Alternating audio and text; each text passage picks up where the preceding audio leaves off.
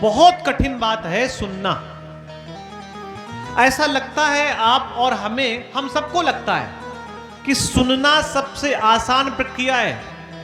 कथा आएगी उसमें हम क्रम में सुनाएंगे, लेकिन हम एक बात आपको बता दें पहले ही उस कथा का थोड़ा सा अंश, कि सती माता ने राम जी की कथा शंकर जी से सुनी तो, लेकिन पूरी सुन नहीं पाई।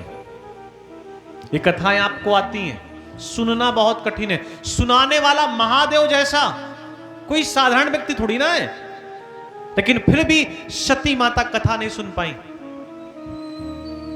सुनना बहुत कठिन है। आपकी छोड़िए, हमारे ही बहुत बार झगड़े इस बात से हो जाते हैं कि सामने वाले ने कुछ कहा, उसको हम पचा नहीं पाए और तत्काल उसको हमने जवाब दे दिया। सुनना बहुत कठिन है। और जिन्हें सुनना आ जाए भैया, उनके लिए सब कुछ आसान है, सब कुछ आसान है। और बहुत भाग्यशाली हैं वो लोग जिनको सुनना आता है।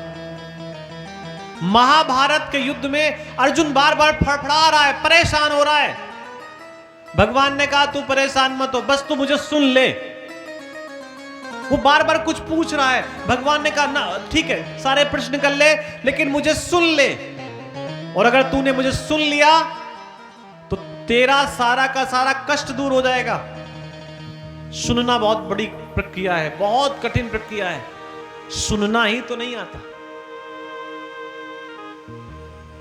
तो कथा के क्रम में बताया गया कि अगर कथा सुन ली जाए, सुनना बहुत कठिन है। आप कथा सुनने बैठ जाएंगे, तत्काल निंद्रा देवी आ जाएंगी। आप ऐसे आंख बंद करेंगे तो आप थोड़ा अगल बगल वालों को दिखाएंगे कि हम देखो ध्यान में चले गए। अरे ध्यान नहीं है, वो अंदर का आलस आ रहा है निकल के बाहर। और अक्सर एक बात और देखी गई, जब लोग कथा में सो जाते हैं तो उनसे कह दो सो रहे हो क्या? नहीं। सो रहे हो क्या? नहीं। ऐसे महात्मा कथा सुनाते हैं तो बार बार, अच्छा रहा था व्यक्ति सो, तो महात्मा बार बार कह रहे थे सो रहे हो, बोले नहीं। तो फिर महात्मा ने कह दिया जिंदा हो, बोले नहीं। महात्मा ने कहा जिंदा हो, बोले नहीं। फिर याद आया कि मैंने क्या कह दिया। तो व्यक्ति मानने के लिए तैयार नहीं। श्रवण बहुत कठिन है, सुनना बहुत कठिन है।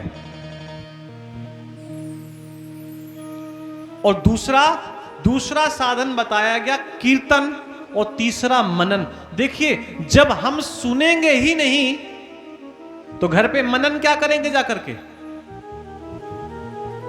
और पहला साधन है सुनना, और सुनना हो नहीं पा रहा है। तो जब हमने कुछ सुना ही नहीं है, हमने अध्यापक की बात सुनी ही नहीं है, तो घर में हम कुछ ही काम ही नहीं करेंगे भाई उसका दिया हुआ। तो सुनना बहुत कठिन है। सुनना आ गया तो फिर मनन आपका अपने आप होता रहेगा। अगर एक बार कथा सुन ली और दोबारा कहीं भी कथा सुनने जाएंगे तो अपने मन से वो चित्र याद आता रहेगा कि हाँ अब ये कथा ऐसी होगी, अब कथा ऐसी होगी। तो श्रवण और मनन, श्रवण के बाद तत्काल मनन आता है। और एक बड़ा आसान तरीका है कीर्तन। कीर्तन का मतलब भजन कीर्तन, भगवान की कीर्तन करना, यह सबसे आसान तरीका है, क्योंकि इसमें आनंद भी आता है और मन भी खुश हो जाता है। बोलिए वृंदावन बिहारी लाल की जय।